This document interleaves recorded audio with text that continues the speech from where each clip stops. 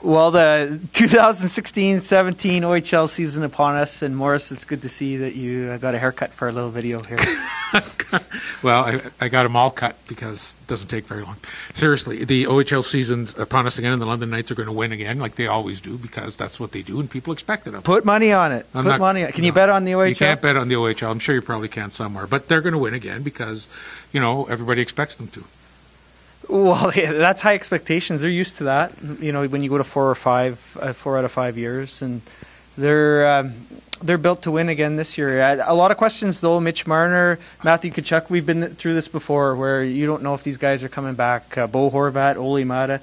Things change. This team might have to trade its way back into contention, but I think they're built. They got a lot of pieces. They didn't trade very much last year at the deadline, so they could load up if they wanted to get. Remember, they made the John Tavares trade 7 years ago. Yeah. They could get someone like that. They have the assets. Well, the bottom line is, with the assets, they can do anything they want. They're very famous for coming up with a couple of pieces from somewhere, when they think they need it. And I think Marner will probably be back because I wouldn't say the Leafs.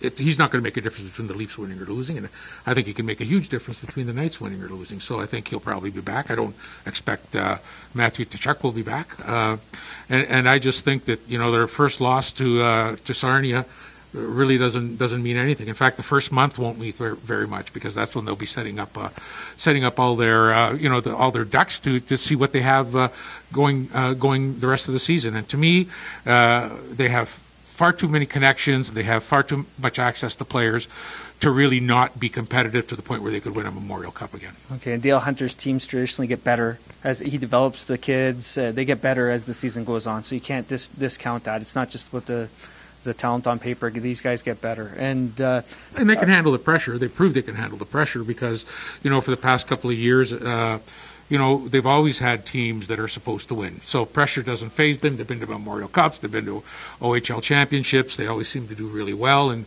it's a lot like the top teams in any league. It's like the London Lightning. They're expected to win every time because they're from, they're always getting good players. So I think the Knights can handle that pressure. And, if they don't have a great season, I think it's always a disappointment. Absolutely it is. That's the expectations here. That's how you get 9,000 people in the building.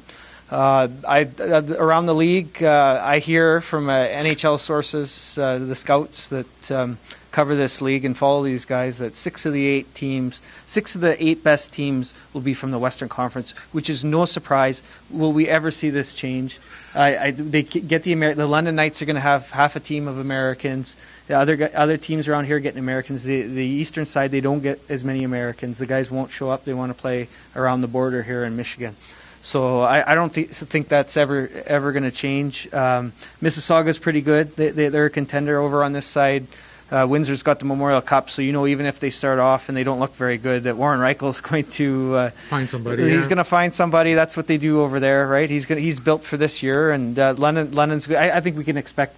The Kitcheners, Owen Sound looked like they were taking a step last year. Yeah. The Sioux looks good.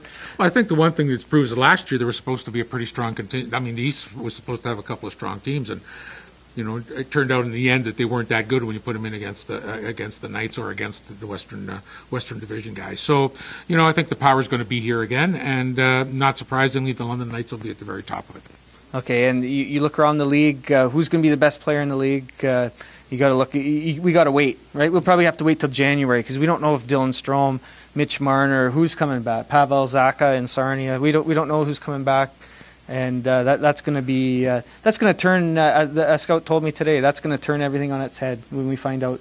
And because camps were late, it's going to be like November, December before. Which is why you can discount the first month as meaning not very much, except for some of the coaches to take a look at some of the younger players, and they can really decide whether they're going to eventually develop, right? So until you get your veterans back, until you start bringing in your other players, until you see which player is happy being brought back from the NHL when he thought he could play in the NHL, until all that stuff develops, which is going to take a good month and a half, it'll be tough to sort of handicap the horse race. Okay, well, that's it for us, and we'll see you at the rink. And for Post Media, I'm Ryan Payette, and here's with his new haircut, Morris Delacosta.